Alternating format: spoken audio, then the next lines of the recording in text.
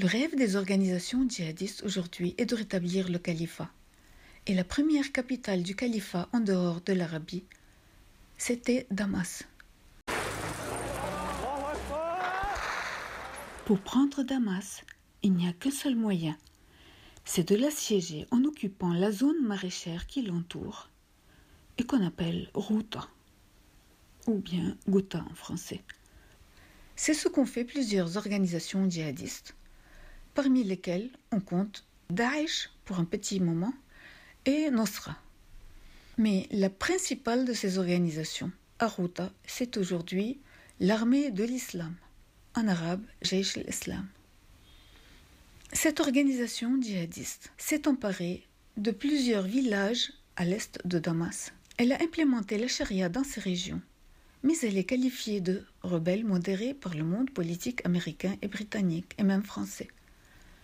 Ces exactions sont pourtant nombreuses et terribles. Jeter des homosexuels du haut des immeubles, mettre en cage sur les toits durant les bombardements, les civils de l'ennemi otages depuis 3 ans.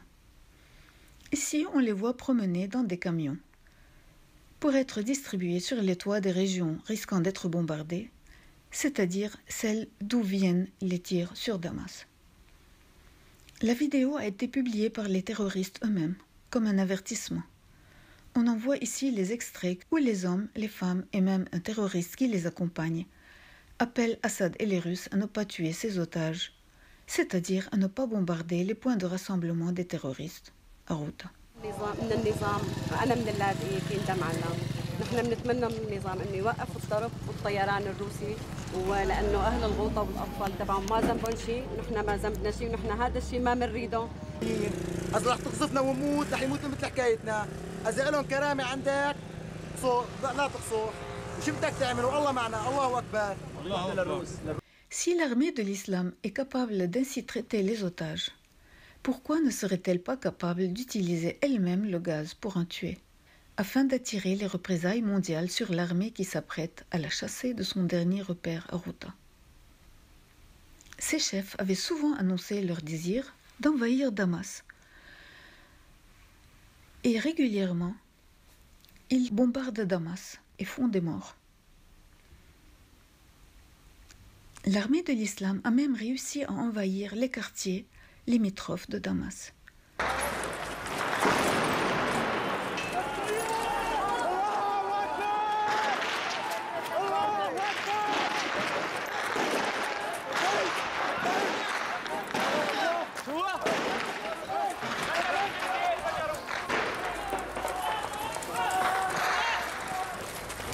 وتذوقن كاسنا وأن كاسنا لمريض. الله أكبر الله أكبر الله أكبر. C'est un peu comme si, à partir de Trappes ou de Séverin, des djihadistes tiraient sur Paris en annonçant leur volonté de prendre la capitale pour en faire une cité islamique régie par la charia. On peut se demander pourquoi Trump, May et Macron ont préféré frapper avant qu'une enquête internationale ne permette de savoir si les gaz toxiques ont été déclenchés par le gouvernement syrien ou par l'armée de l'islam et les restes d'autres organisations djihadistes demeurant encore à Ghouta. Celui qui met des civils au sommet des toits, dans des cages pour qu'ils soient tués en premier durant les bombardements, sera-t-il tellement tourmenté par sa conscience qu'il se refuse à les utiliser pour simuler l'attaque chimique qui attirerait sur son ennemi les représailles internationales? Quelle différence y a-t-il entre tuer les otages en les mettant sur le toit sous les bombes pour émouvoir la conscience internationale et tuer des otages en les gazant pour émouvoir cette même conscience internationale? Est-il logique? Est-il juste? Est-il humain de nier une telle éventualité avant enquête?